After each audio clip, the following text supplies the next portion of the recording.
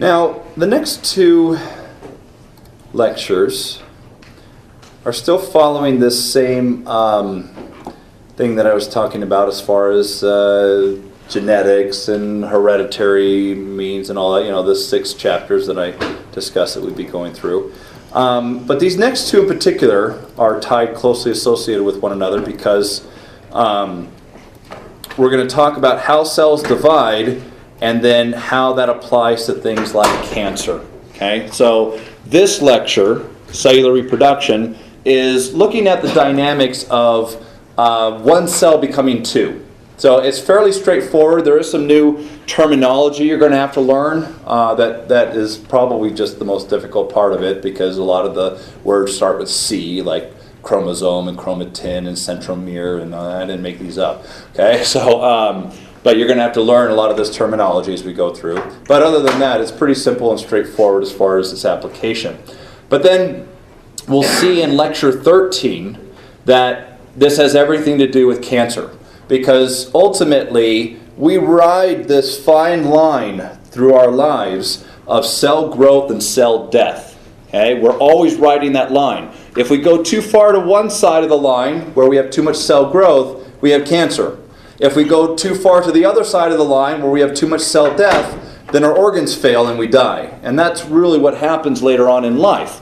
We usually have one or the other. We either have the cells just growing out of control because they've had too many genetic problems or other environmental issues, and you get cancer. Or on the other side, this is why your skin wrinkles and organs start failing, is because the adult stem cells that are designed to regenerate the cells after they die start wearing out and dying themselves, and now you can't regenerate your tissues. So we ride that line all the way through our life.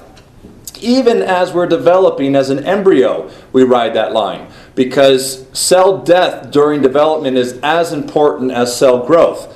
Now, the death is controlled. And we talked about this back when we discussed organelles. The lysosomes are part of a process that's already pre-programmed into the cells called apoptosis. Okay, remember, this is programmed cell death.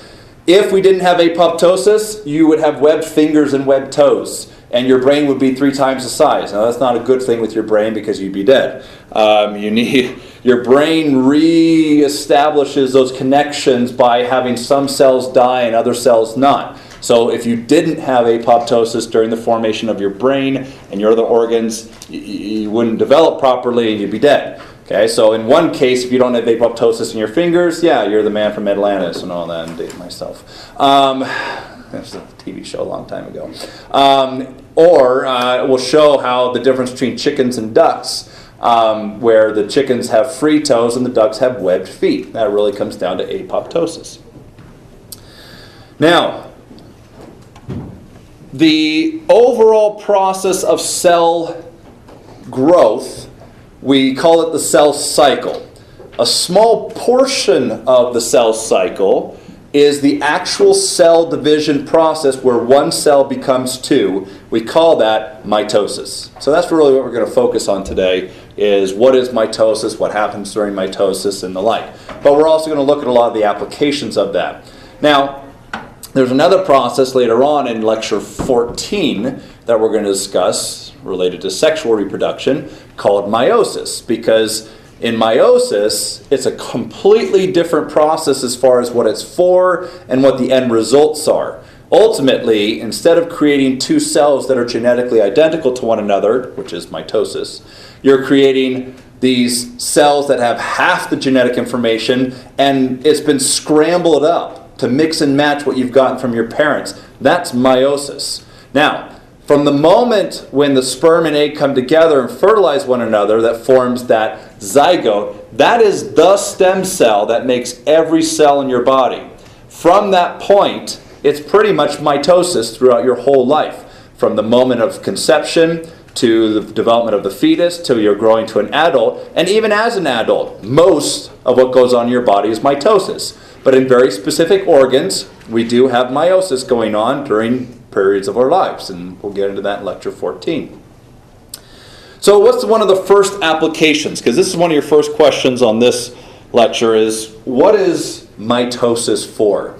Well, the first application is growth and development. As you can see here, here's a picture of a zygote, how it splits and becomes two. Each one of those splits and becomes two. And in this process, the cell has to constantly copy all of its DNA and then equally separate the copies so that each cell gets the exact same blueprint. That's why identical twins are identical. So if you look at this about 4 days later, you get this what's called blastocyst. And on this outer ring called the trophoblast, this is where the placenta and the amniotic sac form from. But this inner cell mass right here, that's what forms you. Now, on the occasion, these cells can split early on and form two inner cell masses that each can develop into all the cells of an organism, and that is identical twins. Now, fraternal twins are essentially two separate fertilization events. A woman will ovulate 2 eggs, and there's more than enough sperm from the guy for the eggs to be fertilized. Now, that happens a lot. Yeah, in vitro, because they usually will cause several fertilized and they'll implant a couple, and they do a couple because a lot of times only one implants, but sometimes 2 implant as well. So yeah, it's more than common to have 2 or fraternal twins in vitro than to have 1. Ultimately, you can see from this cell mass, ultimately it starts undergoing the embryonic development and growth. So one of the main reasons of mitosis is to increase in the cell number. You just get more and more. We're made of trillions of cells. Okay, we start from 1 and it eventually becomes trillion. So that's where growth and development come into play. Now, once we reach adulthood, and even before that as we're growing up, the second reason why we undergo mitosis is for repair. We're constantly renewing our tissues. Our skin is growing once a day. Our blood is being renewed at about 3 million red blood cells a minute. Okay, so of the trillions of cells that we have, we're constantly regenerating and renewing them. And that comes from our adult stem cells. In each of our organs, our tissues are being regenerated. Now, as we get older, that gets less and less efficient until the point where we just can't regenerate anymore. But those are the main reasons why mitosis occurs. Now, there's one more reason. It doesn't occur in us, but it does occur in other organisms like plants and fungi and protists and whatnot. And that is asexual reproduction. This is cloning. This is reproductive cloning.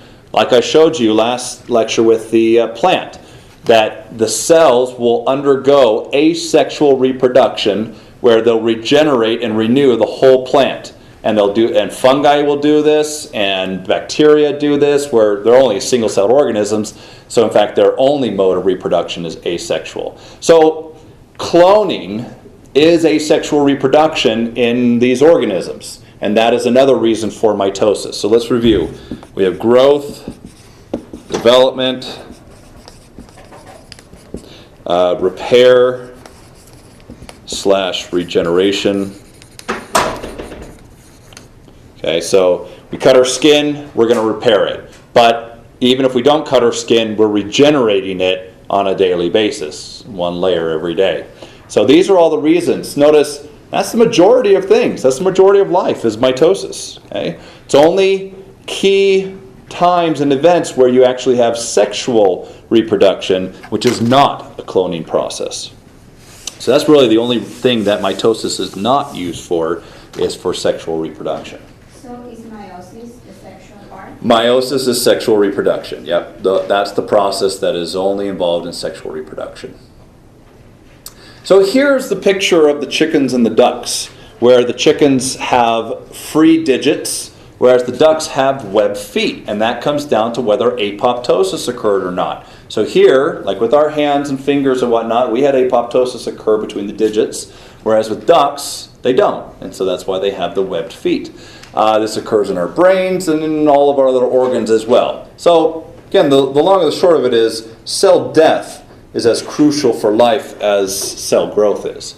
Now, let's look at a process we've already discussed before, but look at its application to the whole genome. Okay, so what am I talking about? I'm talking about semi-conservative DNA replication. So this process where we take all of our DNA and we copy it, this is synonymous with what we call chromosome duplication. Now, all cells, when they undergo this process of mitosis, first must duplicate all of their chromosomes, so that by the end, when the cell goes through the process of mitosis and splits the copies evenly between the two halves of the cell, once the cell splits, the two new cells are going to have exact copies of the original DNA.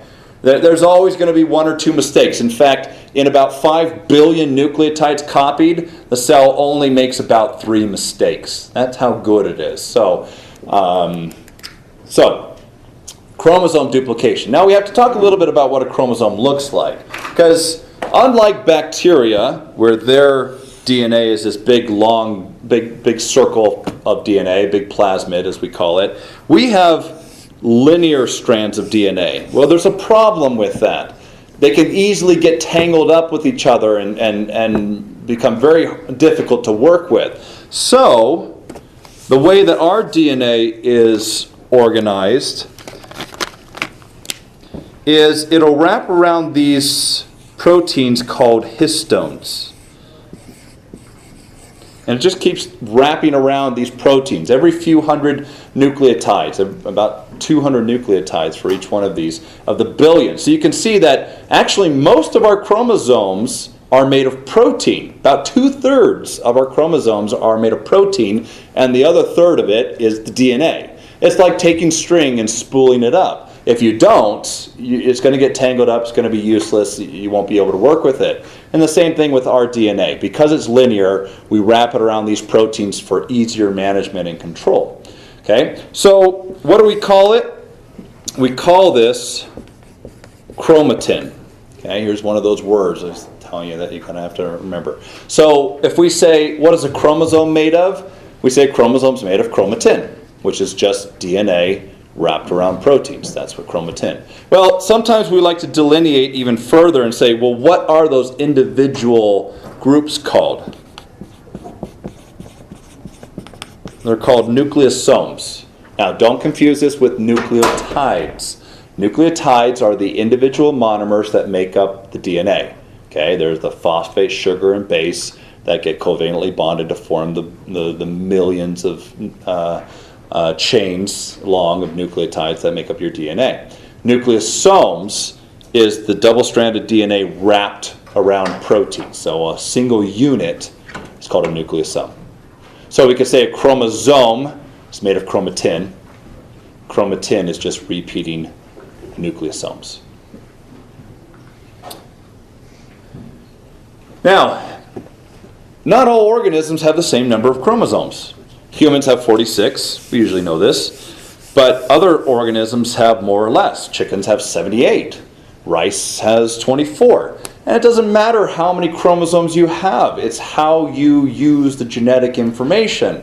Okay? Because chickens have 78 chromosomes, but they're not as smart as you and I. Trust me, I've got 5. They're morons. And so we have 46 chromosomes, they have 78.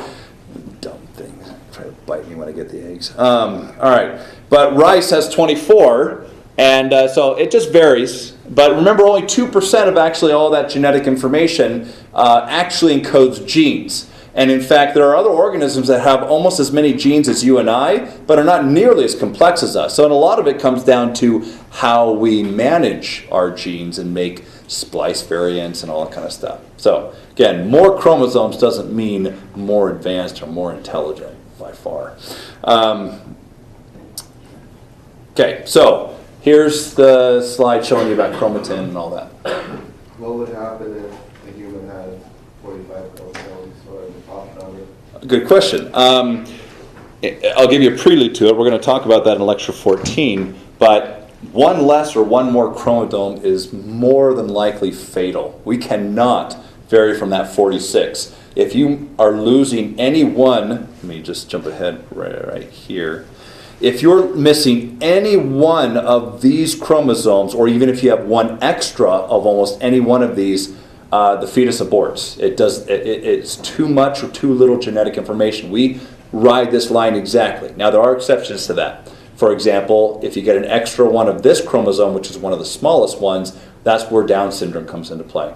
And sometimes we can end up having extra sex chromosomes, which doesn't cause hermaphroditism. In fact, a lot of men, about 17% of men that they take genetics from, have an extra Y chromosome, and then it doesn't do anything to have that extra Y chromosome. So in the case of sex chromosomes, that's where you have most of the exceptions. But in all of these other chromosomes, one more or one less is pretty much fatal. Now, plants have the ability to kind of overcome duplications of their chromosomes and whatnot. So it's really animals that have a difficult time with chromosome number changes and duplications and things like that. So this is what our genome looks like. This is what's called a karyotype, where we were to take all of the chromosomes and lay them out and look at them. Notice they're all different sizes. Some are much longer and some are much smaller. Obviously, the longer they are, the more DNA they have, the more genes they have. Let's look at the sex chromosomes. On the Y chromosome, there's about 100 genes or so. The X chromosome has 1,000, more than 1,000 genes on it. So really, the length of the chromosome tells you how much genetic information is there. You can pretty much assume that there are more genes on these longer chromosomes and fewer genes on these smaller chromosomes. That's why, if you get an extra chromosome 21, that's one of the few exceptions to be able to have, is what causes Down syndrome. Now, it causes enough problems in the development, but it's also one of the smallest chromosomes that we have. So there's not that many genes on it. So is it less chromosomes that would cause Down syndrome or extra? Extra, and one extra right here in chromosome 21. And we'll cover that in when we get into sexual reproduction, because that's really when it happens, is when we divide our chromosomes, we end up accidentally giving one more. Now, the full complement of chromosomes of any organism is what's called their diploid number. Okay, so humans have 46 chromosomes. Now, where did we get those 46? We actually got half from each parent. So we got 23 from our mother and 23 from our father. That's why the paternity test works the way that it does, is because if you look at all of these chromosomes, if you got this one from your mother, then you had to have gotten that one from your father, and so on and so forth as you go down the line. Okay, so we get one. We have these what are called homologous pairs. We get one from each parent. So that's our full complement is our diploid, di means two, or we have two sets of all of our chromosomes. So we have 23 types of chromosomes in total, but 46 because we have two of every kind. Now, this is also why when we undergo sexual reproduction, that the gametes, which are the sperm and the egg, are what we call haploid. We only pass on one of each of these chromosomes when we undergo sexual reproduction. And it's a crapshoot on which one. So here we've got our chromosomes from our parents. I may pass on chromosome 1 from my mother, but chromosome 2 from my father, and chromosome 3 from my father, and chromosome 4 from my mother. And this is why genetically the offspring is a mixing and matching of your genetics, because they're going to be some parts from your father and some parts from your mother and so on and so forth. So it's a crapshoot on which one you pass on, but when you look at two parents and a child, the child is going to, if it's the biological parents, share one short tandem repeat from each of the parents' chromosomes. So that's why that works. Now, so haploid means half of the genetic information or one of each of your chromosomes. And that's really only going to occur in meiosis when you're creating the sperm or the egg. It's called Haploid. halfway. Haploid, right here. Haploid. Oh, thank you. Haploid. So you got to make sure you understand those two words. They're going to show up on a question or two. But diploid is the full set of chromosomes. Haploid is half or one of each of the chromosomes instead of two of all the chromosomes. All right. Now, let's look at the cell cycle. Most of the time, the cell spends its time in what's called interphase. This is where it's transcribing genes from DNA to RNA, translating them from RNA to protein, undergoing metabolism, breaking down sugars and fats and proteins in the mitochondria. It's doing all the things that a cell is doing to stay alive, to maintain homeostasis, to work and function the way that it does. The liver breaks down toxic materials, your neurons are functioning the way they do. Pretty much all your cells spend most of their time in interphase. But a lot of cells will undergo mitosis, which is a very small segment of the cell cycle, as you can see right here. Mitosis is the actual cell division process. Okay, so when we say the cell cycle, and this is where one of your questions comes into play, I may ask you, what is the main, which of the following phases does the cell spend most of its time in the cell cycle? And the answer is interphase. So during interphase, we have what's called growth phases, where the cell enlarges, makes more of the cell membrane, gets energy, does all the things that a cell does. But if a cell is committed to divide, then it also must undergo what's called the S phase, which is, this is where semi-conservative DNA replication occurs. Okay? Remember, we said that's the part where you take all of your chromosomes, all of your DNA, you split it in half, that's the helicase, the polymerase comes in and copies everything, the ligase repairs those broken strands, that's what we talked about in the last lectures. That's it right there. This stage, notice it's a big chunk of it too, it takes a while to do this, copies all of your DNA. Because eventually, when it reaches the stage of mitosis, it's going to need to separate those copies so that each new cell gets the exact same information.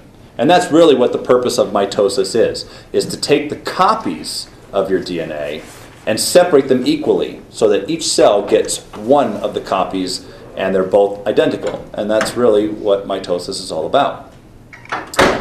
Now, as we talk about what's going on during these stages, a few more things are going to come up. When we talked about organelles, we mentioned the cytoskeleton.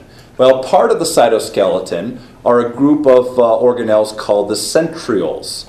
Now, the centrioles are these churro-shaped organelles. I haven't eaten lunch today.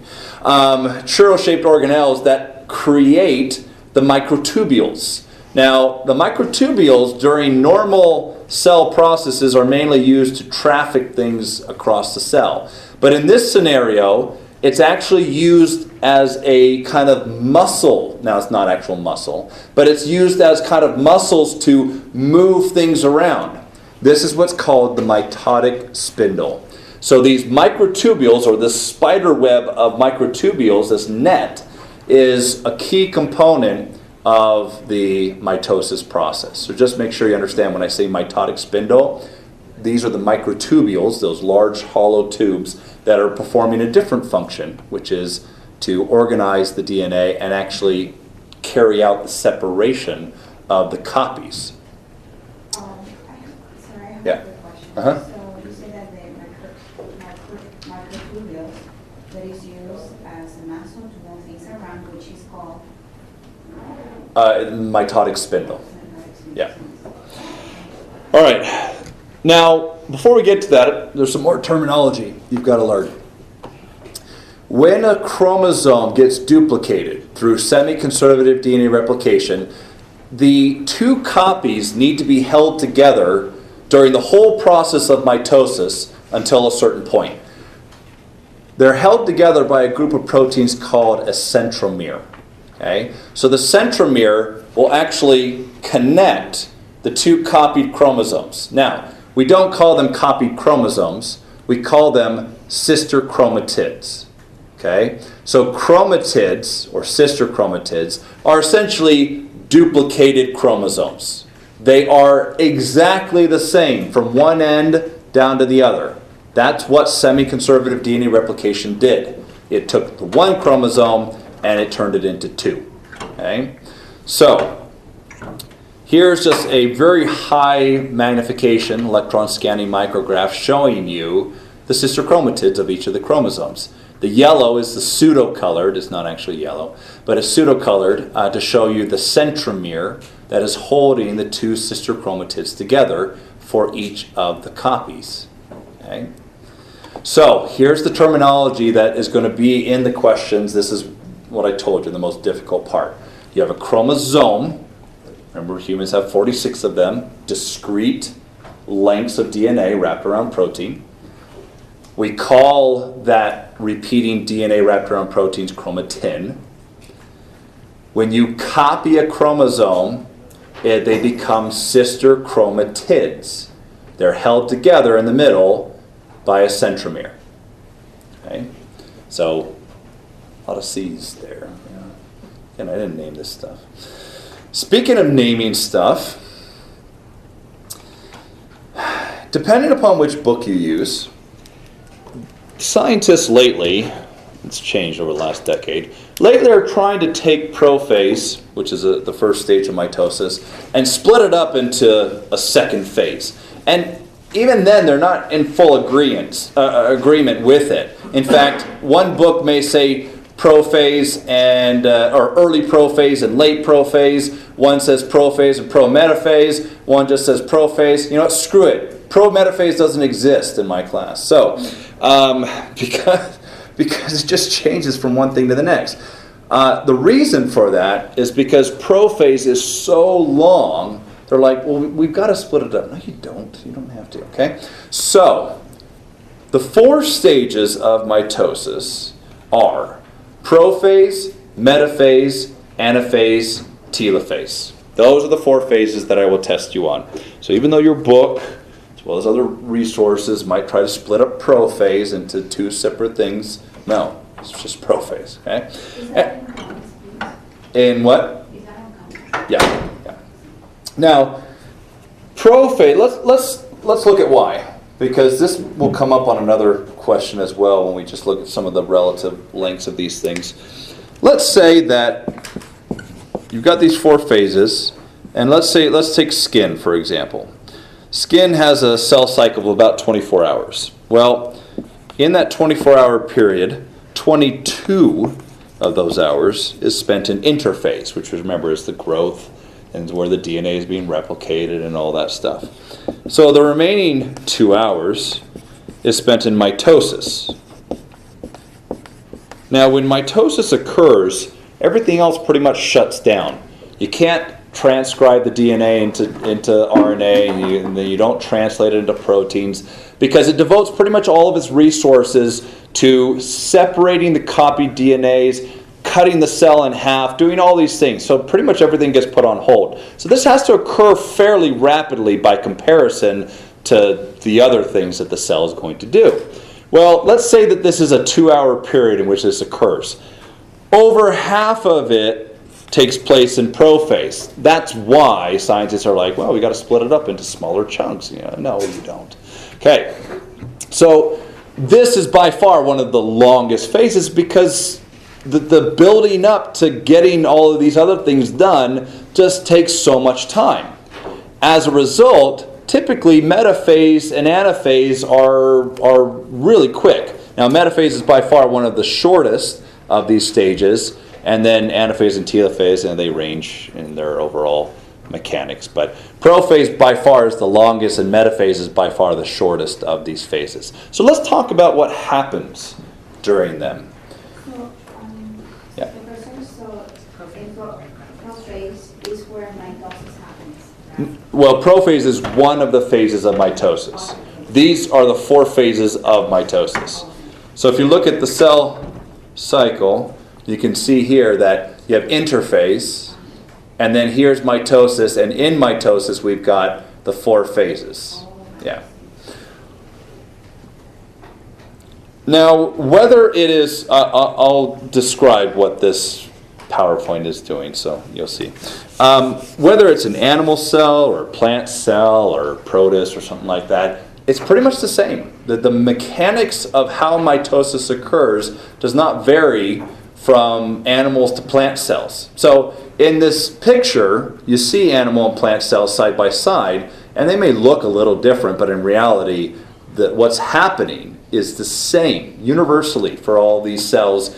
Well, at least eukaryotic cells. Prokaryotic is a little different, but we're not going to talk about those. All right. So the first phase, prophase, what happens? Well, there's 3 major events.